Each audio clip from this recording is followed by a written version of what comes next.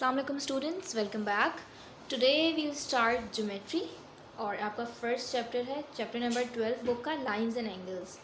So you will do all the work of geometry in your geometry copy जो कि इंटरलीफ है। तो page number 146 पर आपका चैप्टर नंबर 12 स्टार्ट होता है। नेम है उसका लाइंस एंड एंगल्स। उसकी कुछ इंपॉर्टेंट डेफिनेशंस देख लेते हैं, उसके बाद हम एक्सरसाइज 12 करेंगे। ठीक है जी, तो स्टार्ट करते हैं। सबसे पहले है perpendicular lines. Perpendicular lines are two lines that intersect at 90 degrees. Lines हमारे पास वो होती हैं जिसके पास एंड पॉइंट्स नहीं होते। तो परपेंडिकुलर लाइंस दो ऐसी लाइंस होती हैं जो कि एक दूसरे को जो है वो कट करती हैं, इंटरसेक्ट करती हैं 90 डिग्रीज पर। देख सकते हैं ए बी एक लाइन है और सी डी एक लाइन है, और ये जो एक दूसरे कट करिए तो यहाँ पे एंगल क्या बन रहा है, 90 डिग्रीज का बन रहा है। ये एंगल हमारे पास ये जो सिंबल होता है कि 90 डिग्रीज को शो करता है। Next, parallel lines. Two lines which have the same distance between them and do not intersect are called parallel lines. आप देख सकते हैं कि दो लाइंस हैं ए बी और सी डी जो कि पैरेलली जाती जा रही हैं और आपस में एक दूसरे से मिल नहीं रही हैं, इंटरसेक्ट नहीं कर रही हैं, और इन दोनों के दरमियान का जो डिस्टेंस है वो हर पॉइंट पर सेम है। तो ये दोनों ए बी और सी डी कैसी कहलाएंगी, पैरेलल लाइंस कहलाएंगी। अगर इन दो पैरेलल लाइंस के ऊपर एक और लाइन आके इन दोनों को इंटरसेक्ट करती है या कट करती है, ठीक है, लेकिन डिफरेंट पॉइंट्स पे, मतलब इसको इसने एल पे किया और इसको इसने एम पे किया, तो ऐसी लाइन क्या कहलाती है हमारे पास, ट्रांसवर्सल। डेफिनेशन पढ़ लीजिए, a line that cuts two और more parallel lines at different points is called a transversal. दोनों को अलग अलग पॉइंट्स के ऊपर इसने कट किया है, दोनों पैरेलल लाइंस हैं हमारे पास, इन दोनों को एक ट्रांसवर्सल ने आके कट कर दिया। नेक्स्ट, उसके बाद हमारे पास कुछ एंगल्स फॉर्म होंगे इसके ऊपर। तो हम अगर ए बी लाइन देखेंगे तो उसके अंदर आप देखें एंगल 1 और 2 बना, और इनसाइड पे लाइन के 3 और 4 बना। यहाँ पे हमारे पास 5 और 6 एंगल बना और इनसाइड पर 7 और 8 बना। तो हमारे पास अब आप देखें कि इनसाइड जो एंगल कौन से आ रहे हैं, 3 4 6 और 5। तो ये कौन से एंगल्स कराएंगे हमारे पास, interior angles, they lie inside the lines. Angle 3 4 5 and 6, 3 4 5 and 6 जो आउटसाइड मौजूद है, लाइंस के ऊपर मौजूद है, वो क्या कैसे कहलाएंगे हमारे पास, एक्सटीरियर, यानी कि 1 2 7 और 8। ये देखिए exterior angles they lie outside the lines, angle 1 angle 2 angle 7 and 8। अब क्या उनके पास corresponding angles, they lie in same position, angle 1 and angle 5 angle 2 and angle 6। Corresponding angles कौन से होते हैं, जो कि सेम पोजीशन पर लाई करते हैं, तो इन दोनों के जो मैग्नीट्यूड होते हैं वो भी हमेशा सेम होते हैं। आप देख सकते हैं एंगल 1 और एंगल 5 की पोजीशन सेम है, ये इधर लाई कर रहा है और ये पॉइंट एम के ऊपर जहाँ से इंटरसेक्ट कर रहा है या कट कर रहा है वहाँ पे मौजूद है। तो इन दोनों के जो मैग्नीट्यूड होगा, अगर फॉर सपोज ये 70 है तो ये भी 70 डिग्रीज ही होगा। तो एंगल 1 और 4 कैसे आपस में एक्सटीरियर कॉरेस्पॉन्डिंग एंगल्स हैं, एंगल 1 एंड 5। दूसरी तरफ आप देखें 2 और 6 भी कॉरेस्पॉन्डिंग होंगे, ये 2 है और ये 6 है। 3 और 7 एक पोजीशन पे मौजूद है और 4 और 8 एक पोजीशन पे मौजूद है। Next, alternate angles, they lie alternatively, angle 3 and angle 5 angle 4 and angle 6। अब आप देखें इस पूरी सिचुएशन के अंदर हमारे पास एक जी दिख रहा होता है, जेड बन रहा होता है, तो उस जेड के अंदर हमारे पास एक एंगल यहाँ पे बनेगा और एक एंगल यहाँ पे बनेगा। ये ऑल्टरनेट पोजीशन में मौजूद है, तो इसका और इसका मैग्नीट्यूड भी हमारे पास सेम होगा। दूसरी तरफ एक और जी बन रहा है जो ऐसे चल रहा है, B2C जा रहा है, तो इसके ऊपर एंगल 4 और एंगल 6 ये दोनों भी कैसे होंगे, इक्वल होंगे। इनको हम कहते हैं ऑल्टरनेट एंगल्स। ठीक है, अब आ जाइए बुक पेज नंबर 153 के ऊपर, आपकी एक्सरसाइज 12A मौजूद है। स्टार्ट में आपके पास दो कंस्ट्रक्शन के हैं, सेट स्क्वायर से करना है, हमारा टॉपिक नहीं है तो हम इसका स्किप करते हैं। क्वेश्चन नंबर 3 पर आते हैं। इन the given figure AB is parallel to CD and PQ is a transversal cutting them at 2 points. Find angle X and angle Y. मेरे पास वही सिचुएशन है जिस तरह से यहाँ पे मैंने आपको समझाया था। एक ट्रांसवर्सल आके कट कर रहा है और एक एंगल गिवन है 140 डिग्रीज। हमें फाइंड आउट करना है X और Y को। ठीक है, तो हम स्टार्ट करते हैं। अच्छा, ये क्वेश्चन आप पहले अपनी कॉपी पर नोट डाउन करेंगे एंड देन उसकी प्रॉपर वर्किंग करेंगे जो मैं आपको दिखा रही हूँ। आपको ज़रूरी नहीं है कि आप इसको 140 डिग्रीज़ का बनाएं, आप एक सिंपल सी एक डायग्राम आपकी अपनी हेल्प के लिए लिख सकते हैं। उसके बाद मेजरमेंट इतनी वो नहीं होनी चाहिए, बस आप जो प्रॉपर रीडिंग दी हुई है आपको वो लाजमी लिखनी है। ठीक है, ये 140 है। अब हमने पढ़ा था कॉरेस्पॉन्डिंग एंगल्स होते हैं जो कि सेम पोजीशन के ऊपर लाई करते हैं। 140 है तो ये वाला भी कौन सा होगा, एंगल वाई भी 140 होगा। हम लिख देंगे angle Y is equals to 140 degrees, और रीज़न क्या होगी, corresponding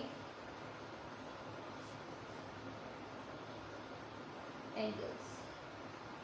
अब हमें ये एंगल मालूम नहीं है। जब हमारे पास एंगल y 140 हो गया तो एक लाइन पर लाई करने वाले जितने भी एंगल्स होते हैं, स्ट्रेट लाइन है, इसके ऊपर दो एंगल्स लाई करें, इनका सम क्या होगा, 180 डिग्रीज होगा। तो हमें एंगल x कैसे निकाल सकते हैं, एंगल y को माइनस करके 180 डिग्री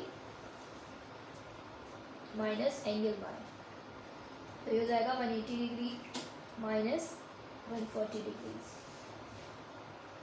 तो एंगल x इक्वल होगा 40 डिग्रीज से। और रीजन क्या होगी, sum of all the angles in a straight line is equals to 180 degrees. ठीक है, तो क्वेश्चन नंबर 4 है, the arms of angle A B C and D E F are parallel, find angle X and angle Y. हमारे पास एक angle है ए B सी यानी कि बी एंगल, और डी ई एफ ई, इन दोनों के जो आर्म्स हैं ये पैरेलल हैं, बी सी और ई एफ हमारे पास पैरेलल है। तो हमें क्या करना है, एंगल एक्स और एंगल वाई बताना है। सबसे पहले आप देखेंगे कि कॉरेस्पॉन्डिंग एंगल्स हैं, तो जो हमारे पास इसकी वैल्यू होगी हमारे पास इसकी वैल्यू भी होगी। ठीक है, नेक्स्ट हमारे पास 65 और एंगल एक्स जो है वो सेम लाइन के ऊपर लाई कर रहे हैं। अगर हम 180 माइनस 65 करेंगे तो हमारे पास एक्स आ जाएगा, और जो एक्स होगा वहीं हमारे पास वाई भी होगा। तो हम क्या करते हैं, to find angle X we will subtract 65 degrees from 180 degrees.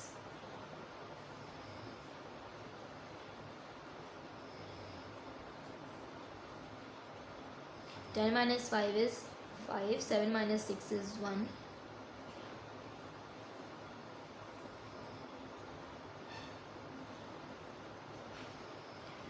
तो ये हो गया हमारे पास।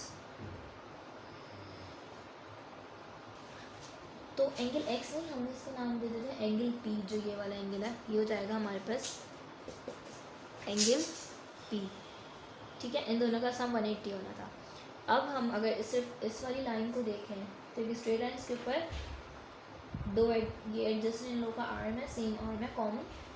तो जो एंगल पी है और जो एंगल एक्स है, इन दोनों का सम 180 के बराबर होगा। अगर हम 180 माइनस ये एंगल पी हमारे पास कितना आया था, 115 डिग्रीज। ठीक है, अगर हम देखें तो ये हो गया 115 डिग्री। जब हम 115 को 180 में से माइनस करेंगे तो हमारे पास अगेन 65 आंसर होगा। दैट मीन्स जो एंगल एक्स है किसके बराबर है, 65 डिग्रीज के। हमारे पास एंगल एक्स 65 है, तो एंगल वाई भी कितना होगा, कॉरेस्पॉन्डिंग एंगल्स हैं, तो ये भी कितना हो जाएगा, 65 डिग्रीज। ठीक है, तो हम ये लिख देंगे angle Y is equals to 65 degrees. इसका रीज़न क्या होगा, कॉरेस्पॉन्डिंग एंगल्स, और इसका रीज़न आप कर सकते हैं वही sum of all angles in a straight line is equals to 180 degrees. अब फिफ्थ क्वेश्चन पे आइए, in the given figure A B is parallel to C D, A B is parallel to C D, P Q is the perpendicular bisector of A B Q perpendicular bisect कर रहा है P Q, और C D को perpendicularly bisect कर रहा है L M. अब वो कह रहे हैं find the measurement of length L M if measurement of P Q is equals to 1.4 centimetre. आप ये देखना, आपको पता है कि दो पैरेलल लाइंस के अंदर का जो डिस्टेंस होता है वो हमेशा इक्वल रहता है। जब एक पॉइंट के ऊपर इन दोनों के ये जो डिस्टेंस है यानी पी क्यू वो 1.4 है, तो सेकेंड पॉइंट यानी एल एम के ऊपर क्या होगा, तो मेजरमेंट ऑफ एल एम भी कितनी होगी, 1.4। ठीक है, और आप रीज़न क्या दे सकते हैं इसका, कि distance between two parallel lines remains the same.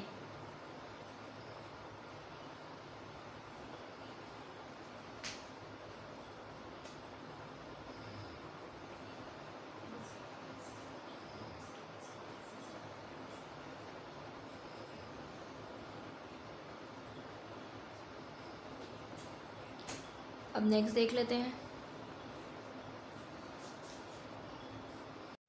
Question number 6 है, in the given figure A B is parallel to C D, A B is parallel to C D, P Q and R S are two transversals, P Q और R S दो transversal हैं जो कि इन दो parallel lines को different points के ऊपर कट कर रहे हैं। Evaluate the angles X Y and G, angle X Y and G हमें निकालना है। ठीक है, सबसे पहले हम देख लेते हैं angle x.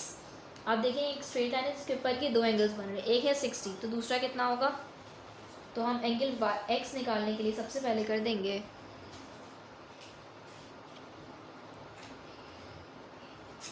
Angle X is equals to 180 degrees, question number आपका 6 माइनस दूसरा एंगल कितना है 60 डिग्रीज। एंगल एक्स हमारे पास इक्वल हो जाएगा 120 डिग्रीज के, ठीक है। अब आप देखें जब वेट ये 120 हो गया आपके पास,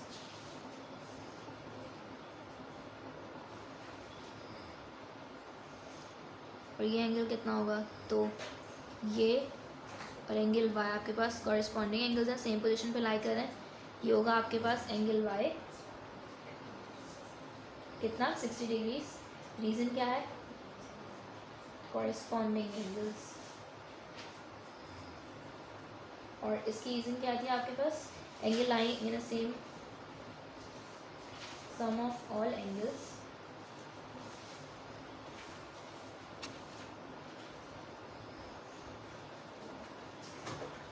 इज 180 डिग्रीज, ठीक है। अब z बचा है आपके पास सिर्फ। अगर हम देखें तो ये 75 है, 180 माइनस 75 करेंगे तो हमारे पास एंगल z आ जाएगा। Angle z is equals to 180 degrees minus 75 degrees. 180 minus 75 करके देखते हैं।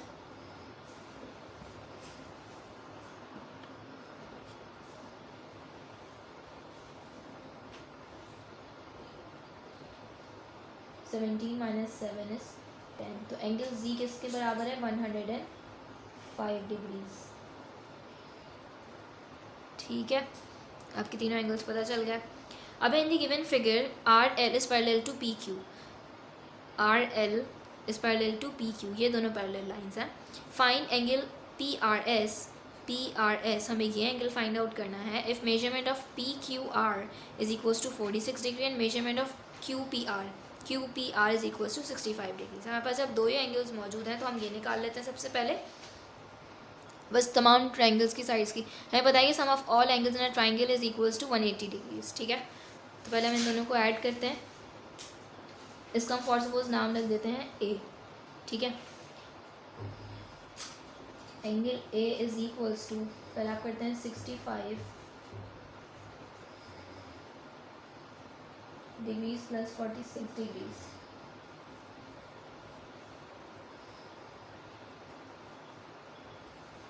सिक्सटी फाइव प्लस 46 डिग्री कितना होगा,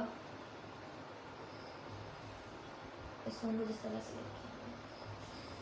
180 डिग्री टोटल किसके बराबर है 65 प्लस 46 प्लस एंगल ए जो हमने नाम रखा है 65 plus 46 is equals to 111 plus angle A. Angle A किसके बराबर होगा 180 डिग्रीज माइनस 111।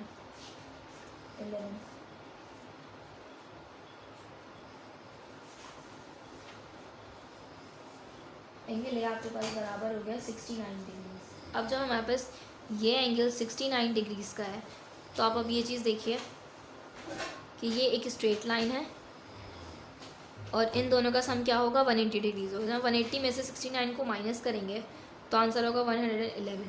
दैट मीन्स हमारे पास ये वाला एंगल है जो मैंने फाइंड आउट करने के लिए बोला था हमें PRS, वो कितना है 100 PRS एंगल कितना है 111 डिग्रीज, ठीक है जी। नेक्स्ट टॉपिक है हमारा angles. Adjacent angles have a common vertex, one common arm, and they lie on opposite sides of the common arm. In the figure, angle AOB and angle BOC are adjacent angles because the angles share a common vertex O and the arm OA and AO of angle AOB and OC of angle BOC lie on the opposite side of OB. वो कह रहे हैं कि हम इस figure के अंदर देखें तो हमारे पास एंगल AOB और एंगल BOC जो है वो एडजेसेंट एंगल्स हैं क्योंकि इनके पास एक कॉमन वर्टेक्स है O और इनके पास एक कॉमन आर्म है OB। और जो हमारे पास एंगल होता है वो ऑपोजिट लाइन के ऊपर लाई कर रहा है। जैसे ओ बी के ऑपोजिट क्या है, ओ, इसके ऊपर हमारे पास एंगल लाई कर रहा है। और ओ बी के ऑपोजिट क्या है हमारे पास, ओ सी, इसके ऊपर जो हमारा एंगल मौजूद होता है। ठीक है। Two adjacent angles are complementary if their sum is equals to 90 degree. If the size of one of the angle is given, we can find the other angle. वो कह रहे हैं कि अगर हमारे पास दो एडजेसेंट एंगल्स हैं, वो कॉम्प्लीमेंट्री इस सूरत में होंगे कि इन दोनों का सम किसके बराबर होगा, हमारे पास 90 डिग्रीज के इक्वल होगा। हमारे पास एक मौजूद है तो हम दूसरा फाइंड आउट कर सकते हैं कैसे, 90 में से सब्ट्रैक्ट करने के बाद। ठीक है। दूसरी बात वो क्या कह रहे हैं, two adjacent angles are called supplementary if their angle is equal, if their sum is equals to 180 degrees.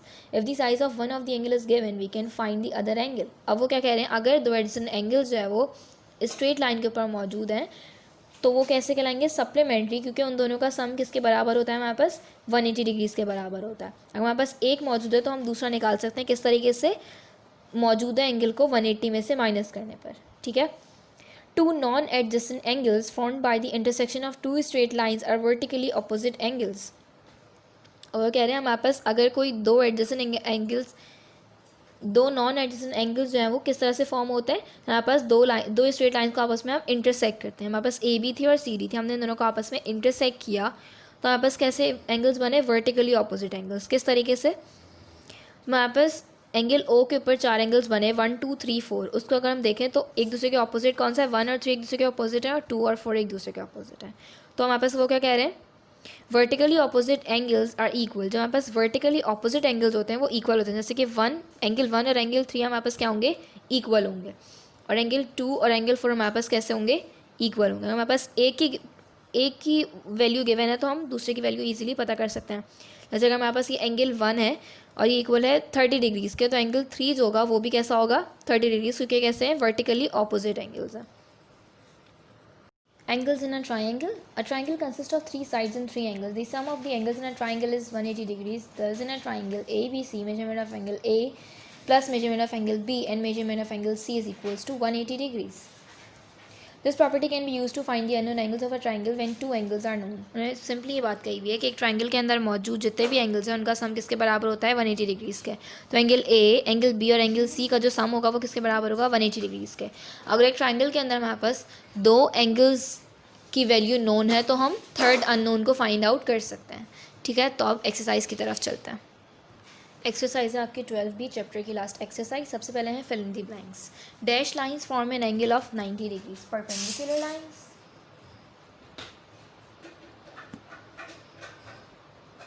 Next, dash lines maintain a constant distance between them, parallel lines. Third one, when a transversal intersects two parallel lines, dash interior angles are found. 4 चार बनते हैं हमारे पास A B C D. For suppose अगर आप देखें दो lines के अंदर, when a transversal intersects two parallel lines, the alternate angles are dash equal. तो हमारे पास z बन रहा होता है। Sum of complementary angles is 90 degrees. अब क्या है हमारे पास, state whether the following are true or false. Adjacent angles have a common vertex. True. Supplementary angles add up to 60 degrees. False. Vertically opposite angles are equal. True. The sum of angles in a triangle is 360 degrees. False. When two parallel lines are cut by a transversal, the interior angles are complementary. False. अब question number 3 है, draw two intersecting lines and mark the pairs of vertically opposite angles. ये हम skip करने हैं क्योंकि इसमें ऐसा कुछ सॉल्विंग का नहीं है। Question number 4, what is the size of the angles marked in the figures below. इसके लिए हमें क्या करना है, इनको मेजर करना है प्रोटेक्टर से। तो वो स्टार्ट करते हैं। सबसे पहले हम देखते हैं ट्राइंगल एंगल है हमारे पास डिफरेंट। तो पॉइंट ए पर रखा हमने डी को, एंगल है आपके पास ए वाला 32 डिग्रीज। ठीक है। अब सेकेंड वाला देख लेते हैं, एंगल डी ए सी, ये है आपके पास ऑलमोस्ट 13 डिग्रीज। नेक्स्ट पे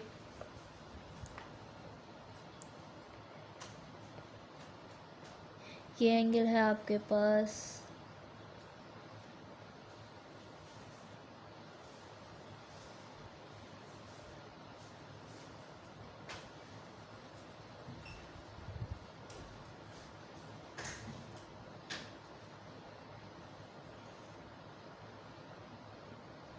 60 डिग्रीज, तो ये हो जाएगा 120 डिग्रीज। अब ये हैं वर्टिकली ऑपोजिट एंगल्स। अगर हम इन दो एंगल्स को देखें, ये एंगल है आपके पास 80 डिग्रीज और ये हो जाएगा आपके पास 100 डिग्रीज। जब ये 80 है तो ये वाला एंगल भी 80 डिग्रीज होगा और ये 100 है तो इसका सामने वाला एंगल भी 100 डिग्रीज होगा। Find the size of the angles in the given triangles. Again हमें कैलकुलेट करना है।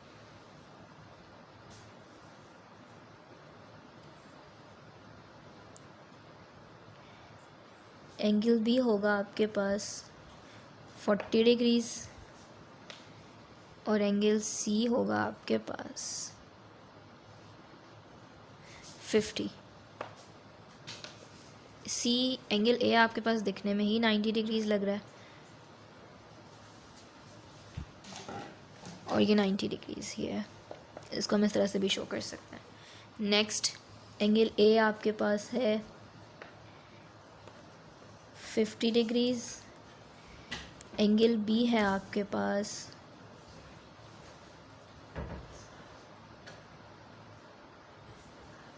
45 डिग्रीज और सी होगा आपके पास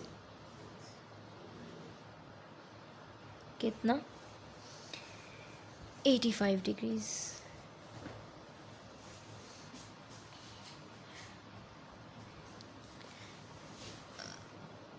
अब इसमें देख लेते हैं। ए है आपके पास 120 डिग्रीज, बी है 30 डिग्रीज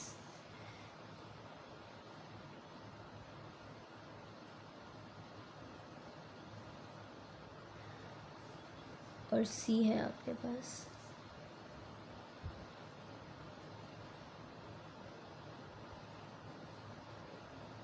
30 डिग्रीज। अब MCQs पर आ जाइए। Select the correct answer from the given options. What type of angle is formed by two perpendicular lines? 90 degree का एंगल बनता है। What is the size of the angle between two parallel lines? होता है हमारे पास 0 degrees. What happens when an intersecting perpendicular line is rotated through 90 degree? It becomes parallel to the other line? No. It overlaps the other line. It becomes a transversal. It forms a 30 degree angle with the other line. अगर हम intersecting perpendicular line को 90 degree rotate करेंगे तो वो क्या होगा, दूसरी line को ओवरलैप कर लेगी, क्योंकि परपेंडिकुलर लाइन हमारे पास 90 डिग्री पे कट करती है। जब हम 90 से पीछे आएंगे तो वो 0 पे, तो ये ओवरलैप कर लेगी अदर लाइन को। Which of these angles are always equal? Vertically opposite angles, supplementary angles, adjacent angles, complementary angles. Vertically opposite angles हमेशा equal होता है। Which of the following statement is true for a pair of corresponding angles? Both angles are interior angles. Both angles are on opposite side of a transversal. Corresponding angles are equal. Corresponding angles add up to 180 degrees. Corresponding angles are equal. Which of the given statement is true for parallel lines? They intersect each other. No. They are perpendicular to each other. They meet at a point. The distance between them remains the same. The distance between them remains the same. Identify the pair of angles which are supplementary and vertically opposite. कोई अगर angle होगा vertically opposite तो वो दोनों एक दूसरे के equal होंगे, और सप्लीमेंट्री है that means they add up to 90 degrees. तो सी हमारे पास ऐसा है, दोनों इक्वल भी है और 90 डिग्रीज भी हैं। Which of the following angle is an obtuse angle? हमारे पास हमें देखना है कि कौन सा एंगल जो है वो ऑब्ट्यूस एंगल है। 2/5 ऑफ 90 डिग्रीज करके देखते हैं। कैंसिलेशन होगी इसके अंदर। 5 1 ज़ा 5, 5 8 ज़ा 40, 2 × 18,